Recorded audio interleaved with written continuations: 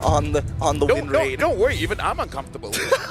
He knows. He's aware of his power. Because at this It's point, too strong. when people ask me about what is my prediction, Among the I don't know. I don't think. exists equilibrium. First all thing instinct. comes to mind. I Yeah. was made Ask me for. who's my favorite child later on. I'm like, okay, Your favorite child? I don't have one yet. Yeah. Actually, maybe that's the way to go. Just have one, so people can't ask me that. Or you So make you hard have a predictions. child?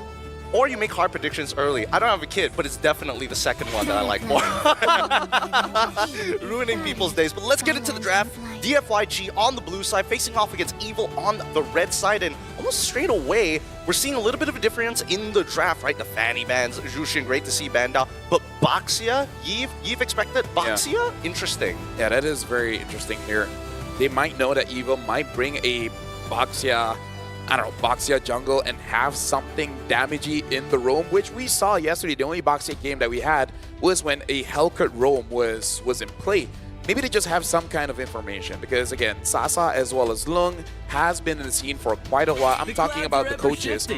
They're in the scene for quite a while. They probably have heard rumors about certain things that Evil might want to bring up. Let them play the Right. hero. I mean, some of those picks, Will be the right now, like with truth Baxia, this it world just has to be desperately comboed. If you bring it out alone, I don't really Yeah. think it Usually gets slots in. punished.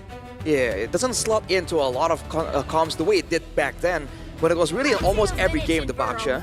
But Kalea actually, as a first pick here for DFYG, is it possibly... This is still a great pick, first pick, because like it's both a team fight pick, but also a pick-off pick, so they have flexibility here still. Yeah, flexibility for sure.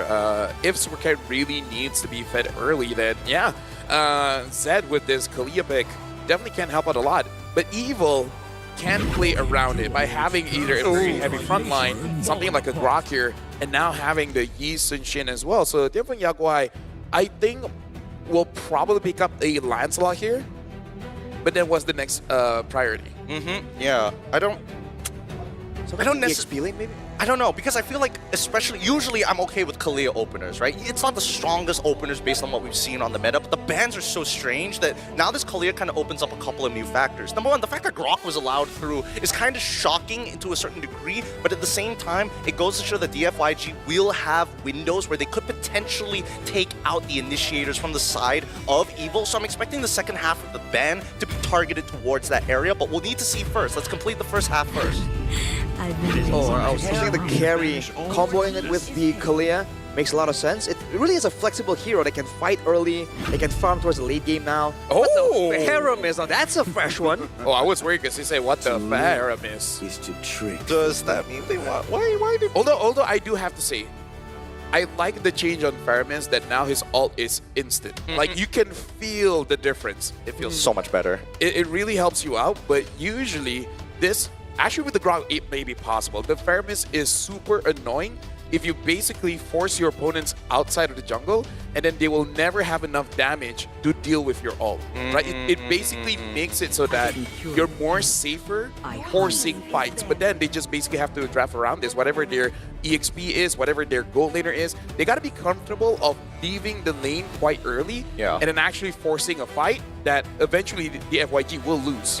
On a micro level, though, there is a bit of an interaction with the initial pull as well as the wall, right? You wall your opponent, you quickly fly over the wall, yoink somebody back over onto your side, and now you're isolated if they use their mobility skills. So again, small moments could play into bigger events for Evil.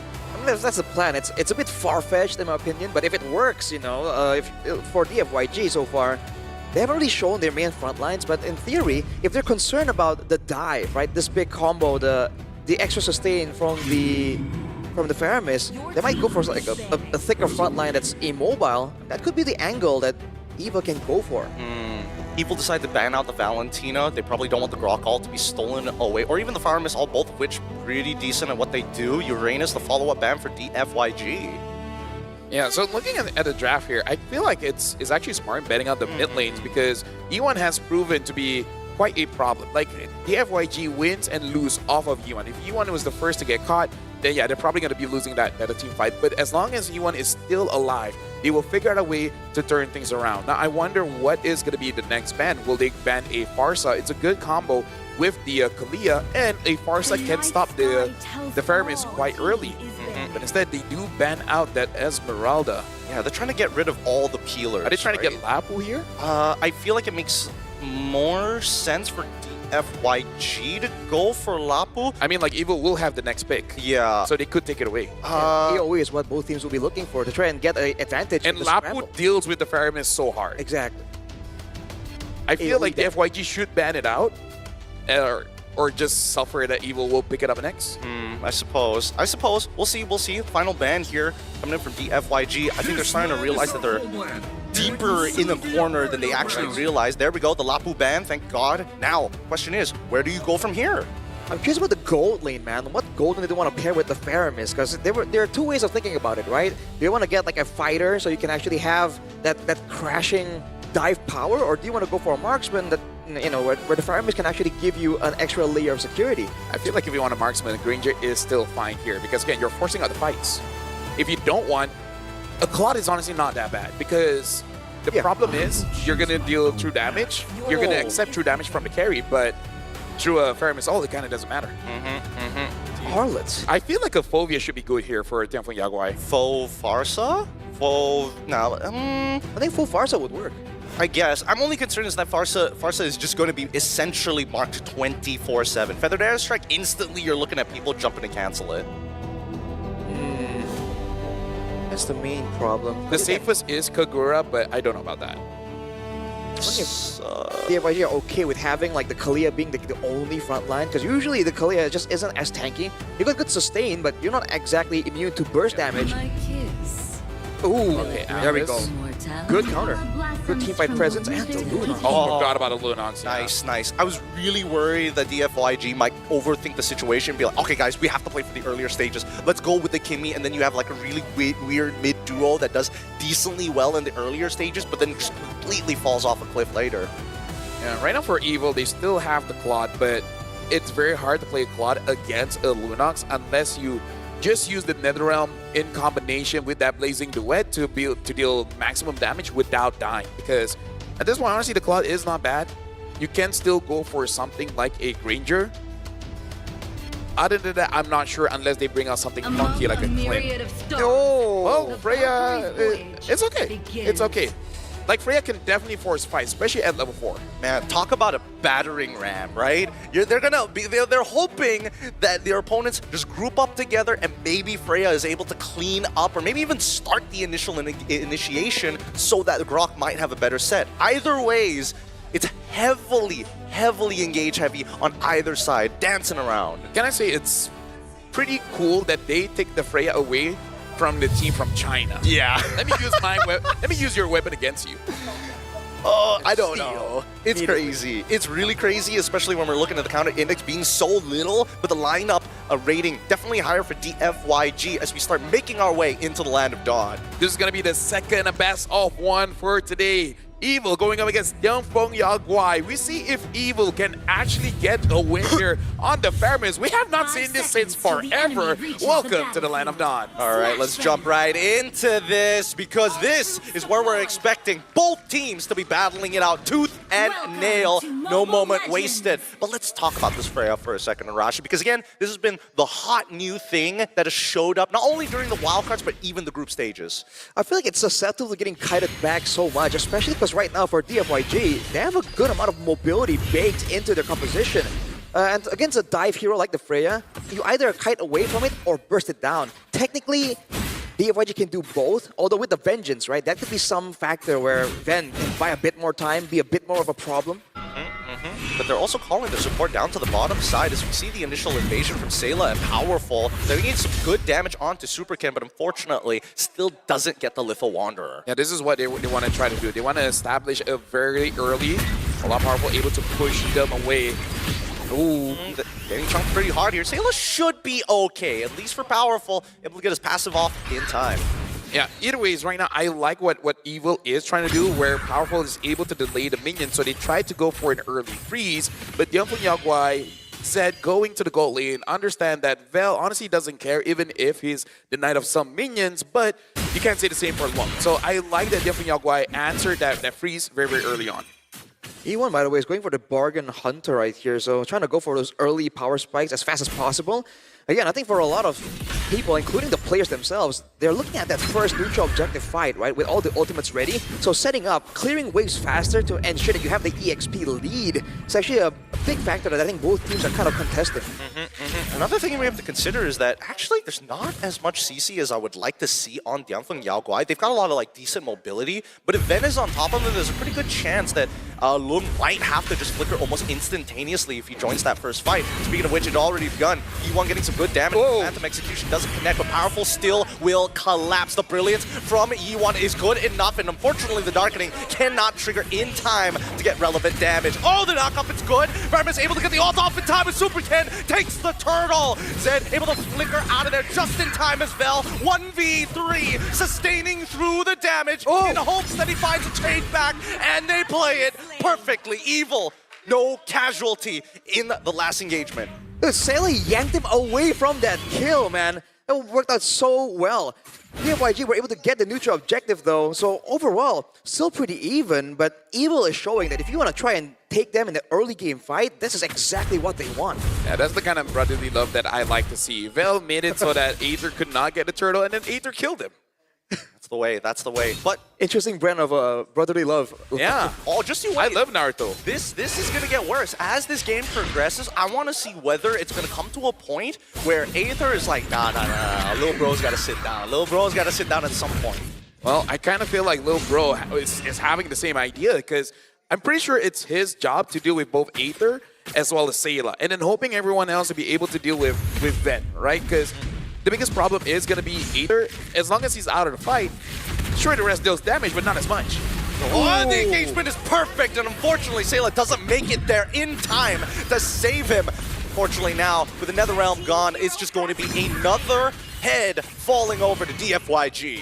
Can I say that I love Faramis, one of my best heroes, but I don't know. I'm hoping Sayla can make it work, so I have an idea of how to play him right now, but I gotta say, I've not been having any luck with this pick.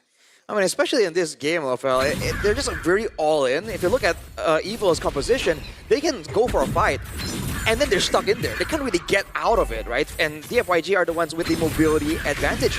I'm curious about who is actually going to go for the healing reduction first, because DFYG have a lot of healing baked in. Yeah, but unfortunately, Lung has none of that, as he's already been lost 50% of his HP, able to at least stay alive, didn't give too much gold over as the next turtle is already here. Yeah, right now looks like definitely Yaoguai is going to be the one pulling on their side.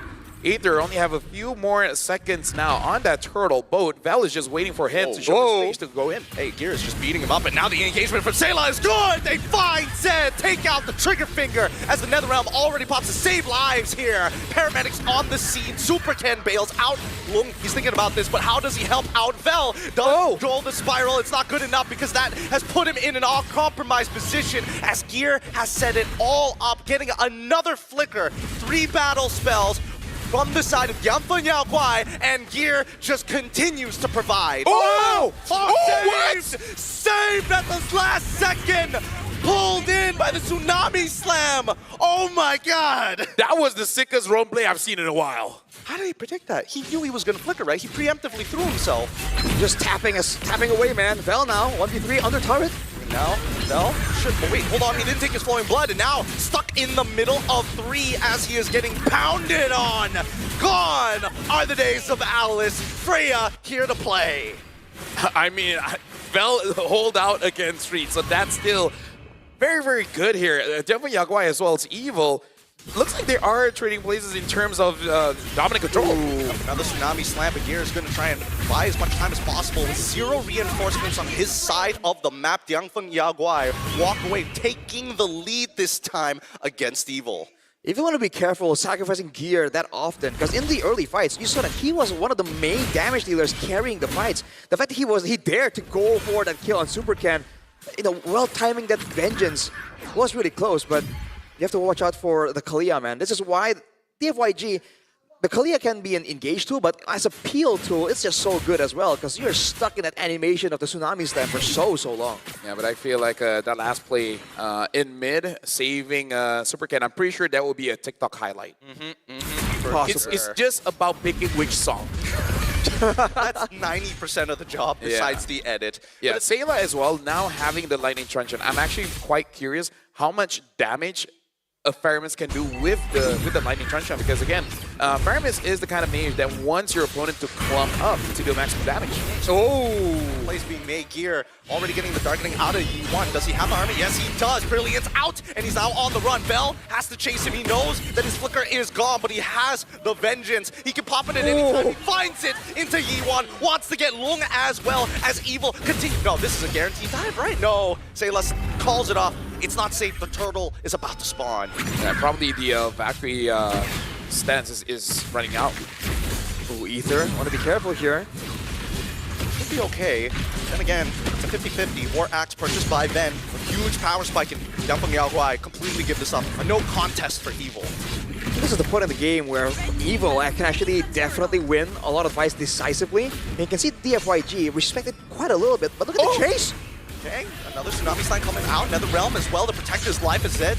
In trouble. Yi1 doesn't know how to get his damage into that middle of his fight. Oh! In the middle of the darkening, and now creates space for Lung as he's on top of Gear, flickering forward. Lung takes him out, wants to get Aether. He's gonna get hit by the Dragon Ball. Is he? No, he waits for the perfect time. Aether plays to a T. Powerful, no flicker. Overkill. And this is why I say is the thing about DFGY is they force it out when they really shouldn't. Like when we saw this yesterday, there's no reason for you to fight that. You already saved yourself. I don't know. Yep. And I think that Evil at this point, with Powerful so eager to get this kill, and Yi1 really is out for Aether, right? This is, again, the third time he's done this. No darkening. He still has the Brilliant. He's trying to get out. The Tsunami Slime is good. Yi1 takes him out. And now Bell trying to peel off 4 members. The Flowing Blood gets caught in the wall. Unfortunately, then he is just so stable in the front line. What are you supposed to do against this guy? Not much, actually. You gotta wait for more power spikes. But, man, I feel like Aether has been caught in an odd situation multiple times this game. I wonder if he's not pre-planning his routes, his rotations. Because on a Yi Sun-shin, that's part of what makes that hero so good. How fast you can farm up and move around the map to collect all that farm. Or he trusts Sayla so much. Have a personal medic ready at any time. Okay, Bell engaging on a fight that I'm not 100% sure should have been started in the first place, but considering the position at DFYG, they thought maybe they caught someone. Bell once again jumps in. Doesn't get too much here, but at least they know that the Brilliance is gone from Yi1. Yeah, Ven is basically like the moment that all this up, he just dives in. Oh, and Gear finds the final slash, forcing Yi1 to flicker. Oh wait, Evil, they're punching them right at the ankles. Good timing there. No flicker available for Yi1 for the next neutral objective. And look at the setup, but Super Ken. Careful, man. Then, I mean, the Vengeance, not enough. Not even remotely close as Lung is able to burst him down and Powerful. He's got an opportunity. Tech charge? No tech charge. Gonna save the tech charge. Finally, there's the tech charge. And Gear is doing a godly amount of damage. I like that. It's like, hey, that's all you, buddy. I can save Super Cat. I don't know about you. I mean, I like how you were like, tech charge, and it finally came out. I thought it interesting that they sent Ben to essentially split push, but then when he was punished, they didn't go for the neutral objective. And technically, I don't think they can. They don't have a lot of built-in shred the same way DFYG does with the Lunox and carry. Super Ken though. Okay. He will be able to use his punctures to get out of the awkward situation that he was put in, but I think Evil at this point also understand that fighting for the Lord contested is going to be pretty hard. We might as well just keep feeding off of you as what you want. Get caught again. Able to get the Brilliance in time. Turtle Wall only connects onto its low side. Good wall from Powerful, and Ben takes out Long as they now start pressuring the Lord. Dude, DFGY has no idea to deal with Ben on this Freya. I mean, like, it's a China special, but it looks like they have no idea what to do against this. Or it's China PTSD. It's like every time they see it, it's like, I remember what my league looks like. Now I know why we always ban it. Dude, especially with the Faramis though, it's just so difficult. Because again, there's two ways. You kite back away, or you burst him down. With the Vengeance and with the Faramis around, you just can't burst it down that easily. And the chase from Ven so far is fearsome, dude. I can't imagine being chased down like that. God, and this is off of the ban of Sora, by the way, who's amazing at chases. Look at the items as well. I think that it's relevant for Super Ken to get the brute force breastplate. Yeah. He needs to live, but they also, as I mentioned before, don't have a lot of CC. So again, I feel like Ven, he can basically do whatever he wants. Illegal, I don't see no laws here. I feel like DFGY, they need to kite out many abilities coming in from Evil, but Ven is not giving that opportunity. Seem as powerful, those walls are costing DFGY quite a lot here. So I feel like if they're able to kite it out, they might eventually win, but doing it is so difficult. And kiting back is one thing, but with the Kalia, with the Alice, they want to actually hold their ground and sustain back up. But if Evil can land a few more kills and get more gold, they might be too far ahead for DFGY to even stick around. Whoa, man, engaging pretty early to get the Brilliance out, and now they've even caught it with the help of the Mighty Swing. Well, now we see Gear having to flicker away from the Tsunami Slime as Vel is trying to tank as much as possible. He needs to clear that wave. Finally, the inhibitor will eventually start to collapse with the help of Aether, and they back off. 0 casualties. Once again, the clean technical play of Singapore. I gotta say, DFGY looks lost here. And Evil, they're just like, forward? Forward. Like, they don't even have to really think about it. Van just jumps in whenever he sees the opportunity, and Sayla is basically making a bad play look very good. I think they gotta not put BO1 so... Like, just be careful and powerful. Yeah. That's the only guy. And Gear, honestly. I mean, Gear, but at least you can, like, see Gear. Oh, dude, they did a fadeaway on the orange, and it was alive with a sliver of HP, and they allowed it to take down too. They really seem like they are caught off guard. They're stunned by just the sheer momentum of Evil. Evil basically drafted a good teammate composition and said, all the way, right? No breaks on this train, and they're living up to it.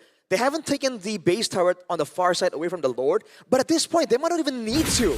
Well, we'll see, because again, the timer, when both teams reach that end game and they start to even out, it's getting shorter and shorter. We've already played 13 minutes in this game, about to hit that 14th, and Evil has only developed a 4.2k. Usually, if you want that dominating victory, you need that 10k differential, but now that we're breaking into the 42k mark, DFGY just needs to make one more base defense. Yeah, looking at the items as well, looks like E1 wants to go for that Holy Crystal. Not sure how much he's far off, but I'm guessing by the time the Lord spawns, he should have that Holy Crystal. Look at this move though, Evil fully stacking up on the lower side. Now this is the dangerous crossing, and DFYG, they're split up. They made sure that they set up a slow push down on that bot side, top side. It's a net negative for Evil for now. They might need to correct that, but they don't mind it pushing it just a bit. Here comes Zed. Might have an opportunity to conceal in hand. Nope, doesn't find the right targets. Knows that Powerful is just too close as they activate lane. E1 able to get out of there with a flicker and as well as a Brilliance, but now he gets chased down by the Valkyrie Queen herself. Ven puts him down into the dirt, and this now becomes a no contest. Where you going? I can't believe I'm right, but DFGY, they win and lose based off how E1 is playing. If he gets caught, it's like, okay, there's no way you guys can win. And he gets caught all the time. Was he caught though? He's gonna run down. He has the most deaths of the team, dude. I know, but he avoided it. He flicked it out. You know, he tried to outplay it. Ven is like, come here, bro. Dude, come here. He was never getting away from that. Why did you go mid like that? Yes. You're a mage. Yup. Even fighters don't do that. And better yet, it's you're playing a scaling mage, literally all scaling items. It's not like you're looking to protect yourself. There's a better path. It's longer, but it's better. I feel like E1 plays like a jungler. I feel like I see any kind of farm, I need to take it. But here we go. Inhibitor going to collapse. Then for a position. He's already got 2 autos. Oh, here comes the Tsunami Slam. And now the Nether Realm. Nobody takes any damage as they start breaking away at the members of DFGY. They already made the Thorn Ruin work. Long finds one. Might even get a second here. Onto Aether. Gets it as well. Starts pushing forward here. Must take the fight. Doesn't get the final slash off, but the triple kill is through. And Evil have been put in their place. I just typed Ben on WhatsApp and then he just died. Yikes. No, my bad, bro. My bad. LFL, he died and he gave the shutdown too long. Yeah. Bro, talk about going from bad to worse. Yup, 6-3-0. Lung's been farming the entire game. And off of those 3 kills, the big shutdown actually got him his 4th item, which is the Mythic Gun. He got 2 items from that. Let's take a look at the replay here, honestly. It starts off really, really well, and then they got stuck in this massive throne, and Lung is just free hitting the whole time. No one was on him. He initially got displaced, but it's like, actually, this works out better for me. And he continues to push on forward. Now, hold on. BO1, I swear. Don't do it. You die again. He's not gonna die. He's not gonna die. He's not gonna die. We're cool. We'll chill. But I don't know what Ruin doesn't hit onto anybody. At least Ben, at the bare minimum, Phantom Execution. And now we see, well, the final slash on the set doesn't allow him and cancels it as well. No Tsunami Slam. Oof, man, now you're seeing the back and forth because DFYG have caught up. With that sequence of events, Long has the Malefic Gun, but also the Wind of Nature. Whereas before the base defense, I believe he was standing on 3.5 items. So he got a huge boost. Right now, it's Evil. Evil are the ones who have to really think about who they want to send out to the zone out Long. Because before, they can't really burst down Ven, but now with 6 items, it's a real possibility. You saw Ven's HP bar just get chunked down. And now the problem is, Ven has been doing a good job to shut down Yi1, but the moment you go for Long, Yi1 is all alone, and then he starts becoming a problem. That's the problem when there's multiple threats. Tech charge already through it now. Called back Reese gets him right into the back line, hoping that the sides curled out. Gear flickers away. He doesn't die, and now the Netherrealm keeps him alive as the Throne of Ruin finally pops onto 2. Will can still free him, but he wants more. He needs to close the distance quickly, but Powerful says no. Walls, and they disengage. Lord, still available. Man, no casualties, but this is the investment that Evil made earlier. They have the far side base tower down, but now this is like a late game. All the items are getting completed for DFYG, and they can shred on the Lord really, really fast, so they have that factor going for them. They can sneak this Lord if Evil aren't careful. Yeah, exactly. That's a big problem that I think Evil knows, so they feel like they gotta guess. Here comes Tsunami Slam already through. Oh, man, he's able to get out just in time. Is Powerful.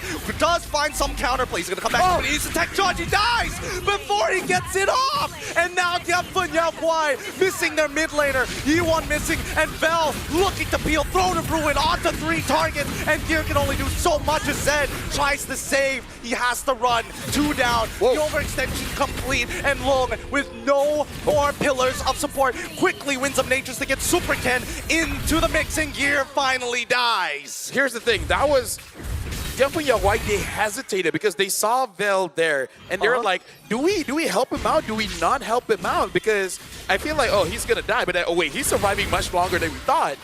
And because of that, Zed got caught as well. That was a moment of hesitation that Evil just took advantage of. Oh, yeah. Yeah, man. I mean, that might have just costed them the game. This Lord is so important for both teams, and Evil has just gotten it without any contest. DFYG were separated, and when they're not together, this is the quote-unquote weakness of a traditional composition, whereas for Evil, that's exactly what they want. If they can get 5 1v1s, they would take it. Yeah. Really dangerous game here. I mean, the engages coming in for Vel has been good. I see a world where they can actually defend against them, but it comes at a lot of cost, and Evil just need to be unaware of their position. So far, Sayla has just been the big savior with the Netherrealm. Yeah, now Ven having the Malefic Roar will deal much damage. Tsunami Slam already countered. Oh, get Long! One shot by Sayla, the tech charge onto 2, and a final closing fight for Evil as they get their first point here at the Swiss stage.